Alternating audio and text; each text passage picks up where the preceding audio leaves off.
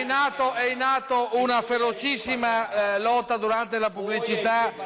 Un attimo, dobbiamo tornare coi piedi, dobbiamo riprendere le redini di questa trasmissione, per piacere, perché la gente a casa deve avere il rispetto. Allora, sicuramente l'aiuto per la casa e il 30-35% è importante. Ecco, importante.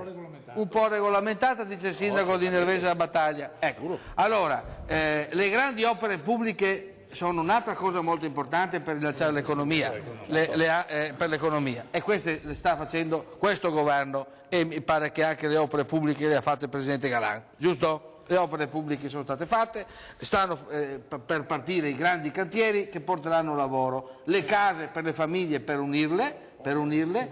Io vorrei sapere le altre azioni che sono intraprese dal Consiglio regionale per la tutela delle famiglie e dei posti di lavoro e dei servizi sociali. Ad esempio, i servizi sociali, che ha detto l'UDC e Valdegamberi hanno detto che loro non correranno con la Lega Nord alle prossime elezioni, che loro, tu sai benissimo che c'è una conflittualità fra Valdegamberi, l'UDC e la Lega Nord per quel che riguarda il governo, no? Anche al governo c'è questo problema.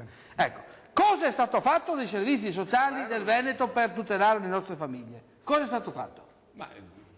Dimmi, chi vuol parlare? Per esempio c'è stata una pessima pagina scritta nella discussione della finanziaria a dicembre scorso, quando appunto una proposta della Giunta che prevedeva di dare un aiuto, un prestito, era un prestito d'onore alle famiglie che avevano bisogno per interventi appunto che potevano essere per i figli, la scuola, gli interventi sulla casa, eccetera, quindi erano qualche migliaio di euro che potevano essere dati, diciamo, alle famiglie in prestito per questi interventi.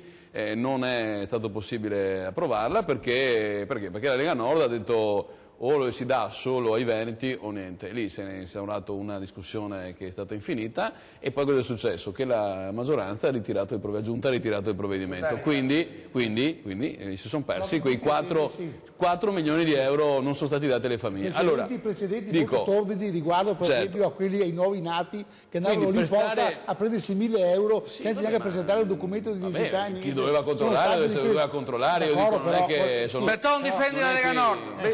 Berton difende la Lega Nord, ci sono stati i precedenti devastanti, c'è la gente praticamente dichiaravano che era nato un bambino che era nato in Italia, origini italiane, alcuni anni fatti, ricordi, che andavano in posta a prendere il buono di 1.000 euro senza controllare nessuno. Ti ricordi, vero? Ma cose gravissime, cioè siamo in un sistema dove la burocrazia... Ma tu lo sai che questo governo, che questo Parlamento che appunto dice basta con gli immigrati, il stipendio Sapete che c'è la norma che è diventata attuativa e che questo governo nessuno si era accorto, che appunto il carico appunto, di familiari a reddito, quelli che sono a carico, i soldi li percepiscono, li vanno ai familiari che sono residenti all'estero. Sapete che continua a essere questa cosa nonostante ci sia un governo di questa natura, nonostante ci sia un Parlamento che ha detto che è esattamente il contrario, che c'è un partito come la Lega che dice di no, che c'è la N che ogni tanto blatera qualcosa, ma ormai non esiste più la N, quindi voglio dire... Quindi, capite le cose, la gente vuole vederle sul serio, non solo le spot.